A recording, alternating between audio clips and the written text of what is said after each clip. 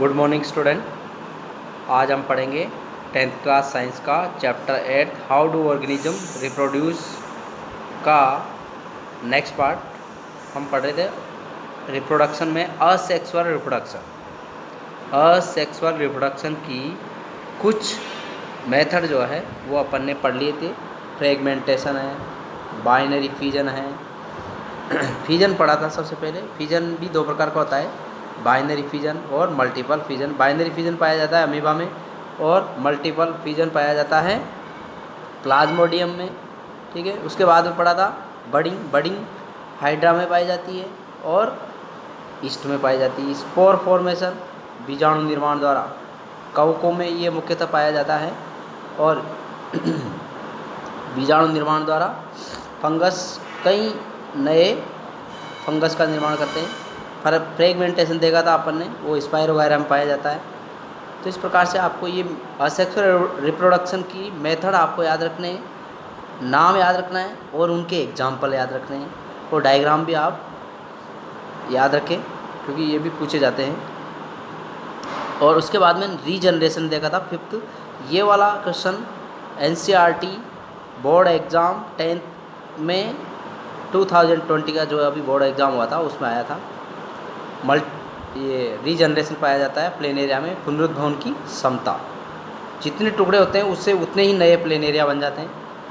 ठीक है, अब आता है वेजिटेटिव प्रोपेगेशन, कायिक प्रवर्धन बोलते हैं इसको या कायिक जनन। जैसे कि बच्चों आप देखते हैं आपके आसपास कोई या आपके माता पिता फार्मर हैं तो वो भी इस मेथड को यूज़ करते हैं। जैसे गन्ना होता है, गन्ने के बीज नहीं बनते तो उसके कुछ टुकड़े करके अपने खेतों में रोपाई कर देता है किसान और उसे नए पौधे प्राप्त करता है। इसको वेजिटेटिव प्रोपेगेशन होता है, इस प्रकार का मेथड जिससे नए पौधों का निर्माण किया जाता है। तो अपन देखेंगे vegetative propagation. Next method asexual reproduction का, a mode of reproduction in which part like the stem,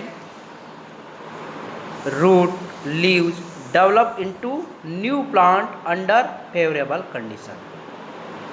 reproduction का वह प्रकार जिसमें पौधे के सेक्सुअल पार्ट के स्थान पर या कायिक भाग का उपयोग नए पौधे की उत्पत्ति के लिए किया जाता है। कायिक भाग जैसे कि रूट, स्टेम, लीव्स, फ्लावर के अलावा जितने भी पार्ट होता है पौधे के अंदर वो क्या होता है, वेजिटेटिव पार्ट या कायिक भाग होता है। ठीक है, जैसे कि रूट, स्टेम और लीव्स। ठीक है, ये डेवलप होकर के नए पादप का निर्माण करते हैं और ये ग्रो कब करते हैं या नए पादप का निर्माण कब करते हैं, फेवरेबल कंडीशन में, अनुकूल परिस्थितियों में। ठीक है, अब देखिए वेजिटेटिव प्रोपेगेशन के कुछ बेनिफिट है, लाभ है, वो कौन कौन से हैं तो देखेंगे। सबसे पहले plants gain bear flower fruit earlier than those production from seed. इससे पौधे जल्दी ही फूल फल उत्पन्न कर लेते हैं उनके बीज बनने से पहले ही, क्योंकि इनके बीज नहीं बनते। वेजिटेटिव प्रोपेगेशन से जो पौधे उत्पन्न किए जाते हैं उनमें ज़्यादातर में बीज नहीं बनते हैं, इसलिए ये जल्दी ही कुछ ही समय में क्या उत्पन्न कर लेते हैं, फल, फ्रूट्स और फ्लावर। ठीक है, जिनको हम उच्च आमदनी होती है उससे किसान को। नेक्स्ट पॉइंट है, नेक्स्ट बेनिफिट है इसका, growing bananas, orange, rose, jasmine that have lost the capacity to produce seeds. तो देखिए अब वेजिटेटिव प्रोपेगेशन मेथड का यूज कहाँ किया जाता है, जिन पौधों में बीज बनाने की क्षमता खत्म हो गई है या जो पौधे बीज उत्पन्न नहीं करते, जैसे कि बनाना है, ऑरेंज है, रोज है, जैस्मीन मतलब चमेली, इन पौधों में बीज उत्पन्न नहीं होते। ठीक है, तो इन पौधों को उत्पन्न या नए पौधे बनाने के लिए या उत्पन्न करने के लिए किस प्रकार का मेथड काम में लिया जाता है, वेजिटेटिव प्रोपेगेशन। ठीक है, नेक्स्ट पॉइंट है genetical similarity is maintain in the plant.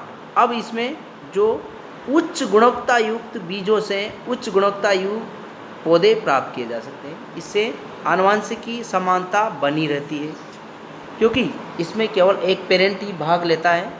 नए ऑफ स्प्रिंग या नई संतति जो प्राप्त होती है उनको उत्पन्न करने के लिए केवल एक पेरेंट ही भाग लेता है, मेल और फीमेल भाग नहीं लेते। तो जो नई संतति उत्पन्न होती है हूबहू या बिल्कुल पेरेंट का क्लोन या कॉपी होती है, ठीक है। फॉर एग्जाम्पल शुगर केन, मतलब गन्ने में गन्ने का एक टुकड़ा रोपाई कर दिया जाता है, नए गन्ने का पौधा प्राप्त होता है। अब नया जो गन्ने का पौधा प्राप्त होगा बिल्कुल हूबहू उस गन्ने के समान होगा जिसमें से उसका बीज या मतलब उसका पार्ट लिया था, ठीक है। ऐसे ही रोज़ का वो गुलाब होता है, उसकी कलम काट करके नया गुलाब पैदा किया जाता है। ऐसे ही ग्रेप्स में भी इस प्रकार की लेयरिंग या ग्राफ्टिंग मेथड यूज़ किया जाता है। ये हो गया आपका वेजिटेटिव प्रोपेगेशन। अब रिप्रोडक्शन का नेक्स्ट मेथड है सेक्सुअल रिप्रोडक्शन, लैंगिक जनन। देखिए बच्चों, ये जनन का एडवांस मेथड है, और एडवांस है इट मीन्स ये higher plants and higher animals में पाया जाएगा, उच्च विकसित जीवों में पाया जाएगा, चाहे वो प्लांट्स हो चाहे जंतु हो, ठीक है। तो when reproduction take place as a result of fusion between two gametes one from each parent, it is called sexual reproduction. जब जनन में दो गैमीट्स का फ्यूजन होता है और प्रत्येक जो पेरेंट होता है उससे एक गैमीट्स प्राप्त होता है, मेल हो चाहे फीमेल हो, दोनों में से गैमीट्स आपस में मिल करके फ्यूजन होता है और उससे डिप्लॉइड जाइगोट का निर्माण होता है। It is called sexual reproduction. वह प्रक्रिया है जिसमें दो नए युग्मकों का निर्माण होता है, ठीक है। तो इस प्रकार का जो रिप्रोडक्शन होता है उसको सेक्सुअल रिप्रोडक्शन बोलते हैं। This process fusion of between two gametes is called fertilisation. अब वह प्रक्रिया या ये प्रोसेस फर्टिलाइजेशन या निषेचन के नाम से जाना जाता है, जिसमें दो गैमेट आपस में क्या होते हैं, फ्यूज होते हैं। Fusion between two gamete is called fertilisation, ठीक है। नेक्स्ट है the formation of gametes involve exchange of chromosomal fragmentation between homologous chromosome causing genetic recombination which lead to variation. तो देखिए, जो गैमेट्स का फॉर्मेशन होता है उसमें क्रोमोजोम का क्या होता है, एक्सचेंज होता है। मेल का भी क्रोमोजोम उसमें इन्वॉल्व होता है या पार्टिसिपेट करता है, और फीमेल का भी। तो उससे क्या होता है, समजात जो क्रोमोजोम होते हैं या होमोलॉगस जो क्रोमोजोम होते हैं उससे जेनेटिक रिकॉम्बिनेशन होता है, मतलब नए संयुग्मन होता है, नए संयोजन प्राप्त होते हैं। उससे जातियों की जो नई ऑफ स्प्रिंग प्राप्त होती है या नई संततियाँ प्राप्त होती है उनमें वेरिएशन या विभिन्नताएं उत्पन्न हो जाती है। इससे नई जातियों के विकास में हेल्प मिलती है, ठीक है।